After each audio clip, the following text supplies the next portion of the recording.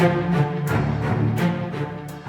you for joining me today. It's Brian Gubernick, and welcome to the No Days Off podcast, where we believe that every single day brings a new opportunity to get better. Just a week or two ago, a couple weeks ago, I was doing an endurance event that probably many of you that follow No Days Off or follow me, you probably heard me talking about or saw me talk about it on Instagram or wherever it may be. But during that event, I got an opportunity to spend time with a lot of different individuals as I was running and hiking for a few days span. One particular person that I met, we started talking, and it was random how this happened, but she lives in Austin and she's been in endurance sports for a long time and triathlon in particular. And somehow, some way, we ended up talking about Lance Armstrong. Lance is also, I believe, he's still in Austin. He was he at least had spent a lot of time in Austin. Maybe he's still there. And we started talking about Lance Armstrong, and she was sharing with me um, how the perception of Lance Armstrong is a pretty complex one. And it really, like, how you perceive the individual, Lance Armstrong, is really depending on the audience you're part of. I mean, don't forget, if you don't know Lance Armstrong's story, I won't go too deep into it, though I will touch on it here in a moment. But Lance was doping in cycling, and he denied it for years and years, and ultimately it came out. So here we are a decade plus later. He's still a pretty polarizing figure. A lot of people view him with skepticism due to his past lies and the scandal that he was part of.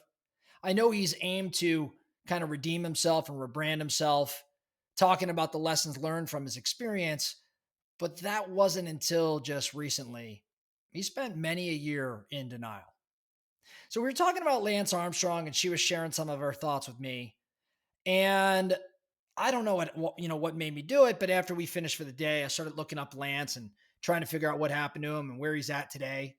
And it occurred to me, or I asked myself the question, what ultimately did Lance do that led to his demise? Like what did people really mislike or dislike, I should say, uh, um, and really have them lose their faith in him? I mean, this guy was the greatest athlete in the world at one time. And I'll tell you, in observing or reading the story, the conclusion I came to was that Lance displayed the opposite of what Jocko Willink calls extreme ownership. Lance denied involvement in a doping scandal that led to the downfall of his career. For years, so the background of this, for years, Lance denied allegations of using performance enhancing drugs.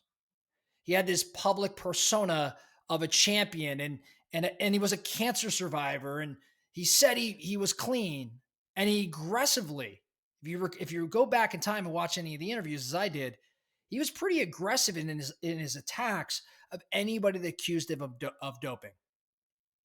He even would say that people were saying this about him because they were jealous or they were rivals or they were trying to undermine his success.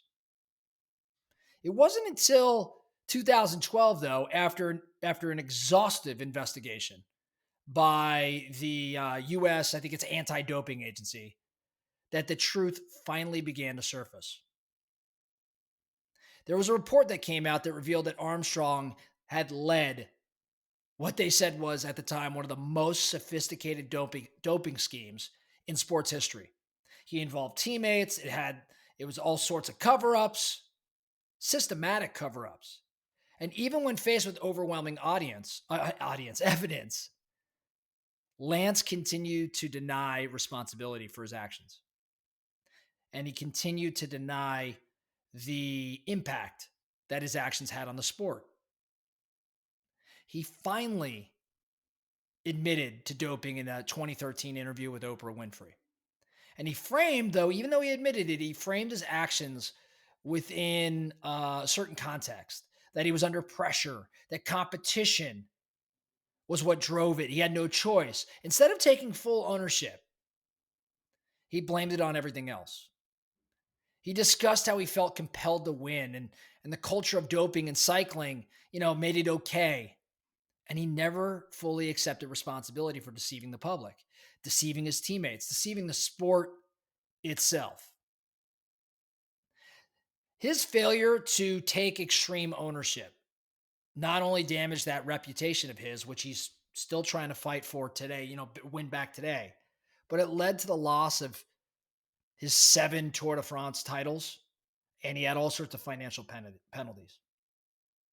Basically, his story serves as a cautionary tale about the importance of integrity, of accountability in leadership and in sports. Again, still today, his perception is a rather complex one, and he's still rather polarizing. And I don't know if he'll ever get it back, much like, unfortunately, Pete Rose, which we'll talk about another day. Now, why am I talking about this? As I mentioned, this whole conversation around Lance Armstrong came up, started looking at him and analyzing why was it such a downfall? And my conclusion was he took no ownership. And it brought me back to Jocko Willink's book about extreme ownership. And what did he mean when he talked about extreme ownership? He refers to a leadership philosophy where individuals take full responsibility for everything that's in their domain, including the outcomes, whether they're good outcomes or bad outcomes, they own them. This concept of Jocko's is based on the idea that leaders must own their decisions and the results of their team's actions, no matter what circumstances arise. So, what is extreme ownership made up of? Number one, it's complete accountability. Leaders, as you are, if you're listening to the No Days Off podcast, leaders cannot blame others. Leaders do not blame circumstances. They do not blame external factors for their failures. As a leader, you take full responsibility for your team's failures. And instead of making excuses, you don't waste your time there. You seek solutions. The ownership extends to everything, even when the failure seems out of your control. You own it all. Complete accountability. Number two, leadership, extreme ownership, and that type of leadership is leadership by example. Leaders set the tone for their team. When a leader, in my opinion, accepts responsibility for their mistakes, it actually encourages team members, employees, peers to do the exact same. This is a mindset. This mindset builds trust. It strengthens the team because everyone is then held accountable and focuses on solving problems rather than shifting blame. So if you are the leader and you accept responsibility for everything, it will encourage those around you to do the same. And when they do that, trust builds, teamwork strengthens. Extreme ownership, number three, also requires no ego. You got to set aside your ego. Leaders must admit their mistakes and they have to accept blame when things go wrong. So this is a degree of humility that a leader must have in order to learn from their mistakes and to continuously improve. This is the growth mindset that must exist in the best of teams. Fourth principle I'd say that falls under extreme ownership, it's a pure focus on solutions. It's not worth dwelling on who's at fault. Instead of dwelling on who's at fault, the focus should shift to what can be done to fix the problem and to prevent it from happening again. So Jocko would tell you to take proactive steps and always seek improvements to achieve whatever the mission may be. And then lastly, in terms of key principles of extreme ownership, I think there's this empowerment through responsibility. When leaders take ownership, they empower themselves to find ways to improve situations. Once a leader accepts total responsibility, they gain the power to change outcomes by addressing maybe the root causes or making adjustments. And this leads to, managing or leading a team more effectively. So, why am I talking about this? I'm telling you why Lance Armstrong, one of the many reasons why, frankly, he plummeted and why he still can't come back today. It's because he denied and he never owned what he did, even when he had multiple opportunities to do it.